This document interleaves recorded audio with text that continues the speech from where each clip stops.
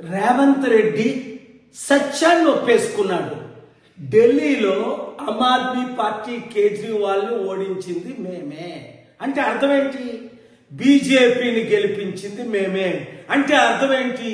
మేము జైలుకి వెళ్లకుండా ఉండాలి అంటే, ఓటుకు నోటు కేసులో నన్ను జైలుకు పంపకుండా ఉండాలి అంటే, గాంధీ కుటుంబం చేసిన అవినీతికి జైలుకు పంపకుండా ఉండాలి అంటే బీజేపీ చెప్పినట్టు మేము చేయవలసిందే. బీజేపీనే మేము గెలిపించాలి. ఇంత దరిద్రమా?